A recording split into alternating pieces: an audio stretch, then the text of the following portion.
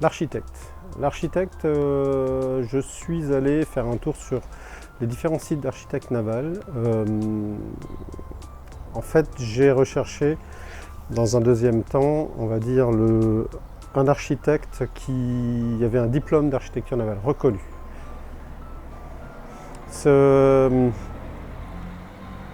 Cet architecte, en fait,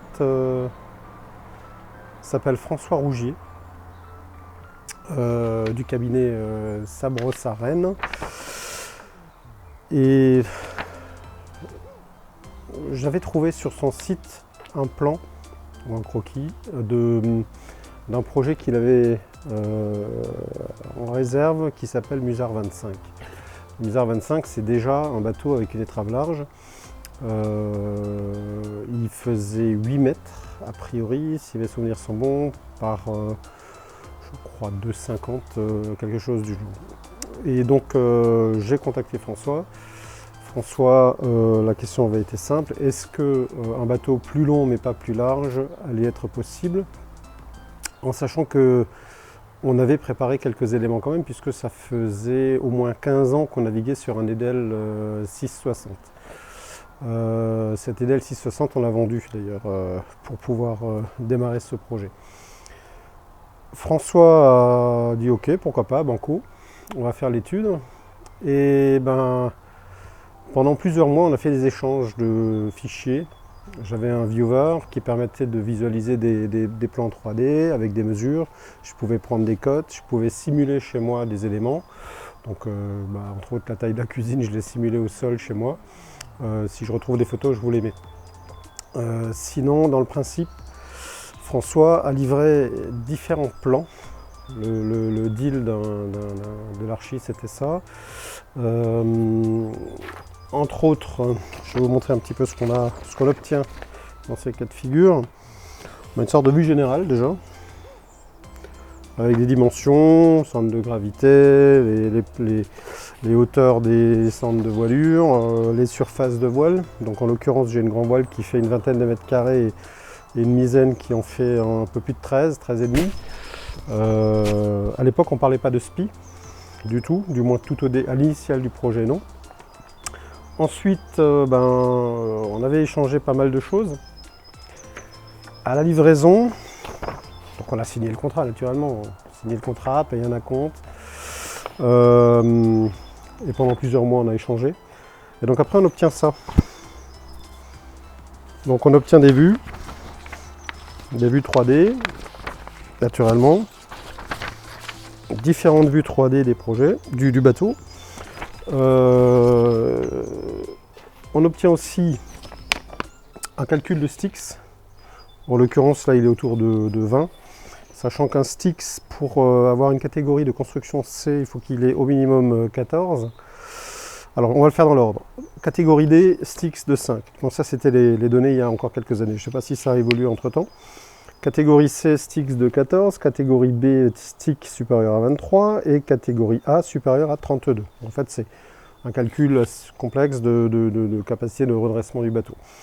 Le Musard, il a un Styx aujourd'hui volontairement bloqué à peu près 20, un peu plus de 19. Donc on est très proche de la catégorie B. Alors en fait, ça permet l'autocertification en C et ça permet, on va dire, moi ça me rassure un petit peu de savoir que le bateau a quand même des capacités quasiment de B. Et grosso modo, si on mousse 2-3 coffres pour faire de l'insubmersibilité, on est en B. Donc en fait c'était un peu le but. Donc là j'ai un dossier complet officiel avec les différents calculs. Voilà, avec les calculs, les bateaux, les vues, on a un peu de tout. Voilà, avec les courbes de redressement et le plan vu de dessous du bateau, puisque le bateau est un quillard en quille fixe, c'était un des points du cahier des charges, avec 2 dérives latérales pour éviter d'emmener des béquilles. Donc les dérives, elles sont à poste fixe, le tout est plan en dessous, ce qui permet d'avoir en fait une pose franche sur un sol de sable par exemple. Naturellement, il y a des plans, puisque l'idée c'est d'aller construire le bateau. On a 1, 2, 3, 4, 5, 6, 7, 8, 9, 10 plans. 10 plans ont été fournis. Je vais les énumérer, mais enfin, je vous en montre un. Grosso modo, voilà à quoi ça ressemble. Donc on a vue de dessus, vue de côté. Encore une fois, ça reprend les dimensions générales, la vue générale. Et ces plans sont complétés par d'autres plans beaucoup plus techniques côté pour la construction. Donc en l'occurrence, un plan de forme et développé de bordée. Donc ça permet de visualiser la forme 3D avec sur un plan 2D. On a un plan de découpe des panneaux. Donc en fait là on a tous les panneaux qui sont résumés sur ce plan là qui permettent de découper donc les contreplaqués avec les épaisseurs définies et de les assembler par la suite. Un plan du système de barre, donc safran plus la tringlerie. J'ai un plan de la quille, donc avec les différentes vues structurelles de la quille. J'ai un plan de la structure générale du bateau, encore une fois avec les différents renforts qu'on peut trouver. Un plan des ailerons sur le côté, parce que ça se... Voilà, c'est à peu près cette forme-là, mais ça c'est un panneau, mais en fait il y en a plusieurs collés, puis après ils sont mis en forme, ils ont été mis en forme par le chantier. Ensuite, plan d'aménagement et plan du pont. Le plan de la quille, mais plan technique, deuxième plan. Et les cloisons structurelles, donc en l'occurrence là on a grosso modo, je vous ouvre une mini-page, toutes les cloisons du bateau, donc tous les couples, on peut appeler ça les couples, qui permettent de caler les contreplaqués de la coque dessus. Voilà, donc une fois qu'on a ces plans, donc ces plans étaient livrés, pour moi la deuxième étape c'est la réalisation d'une maquette au 10e pour me rendre compte moi-même déjà de la forme et des dimensions et du volume que ça peut générer. Même si c'est une maquette, on a quand même déjà au 10e un bon retour.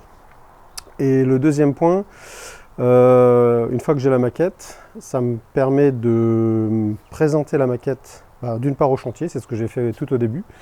Ça a permis de présenter la maquette avec une maquette potentielle de la remorque à la société qui m'a construit la remorque de ce bateau, puisque forcément, bateau qui n'est pas un bateau de série, il faut aller chercher le fabricant de la remorque qui correspond à ce bateau-là.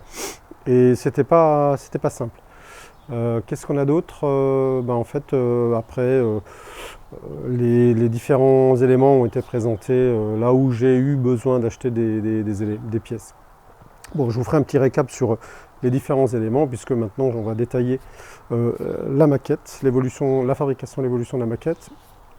Et ensuite, je vais essayer de retrouver toutes les photos de l'époque et de les classer par thème. Donc des photos pour la quille, les photos de remplissage du plomb, l'achat du plomb, la remorque, enfin voilà, toutes ces choses-là qui ont été rassemblées au fur et à mesure de l'avancement du chantier.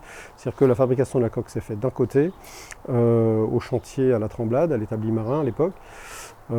Et parallèlement à cette évolution de construction de la coque, moi j'ai commencé de mon côté avec la quille, avec le voile de quille, après la remorque, ensuite le plomb pour la quille, qui n'était pas loin du site de fabrication de la remorque.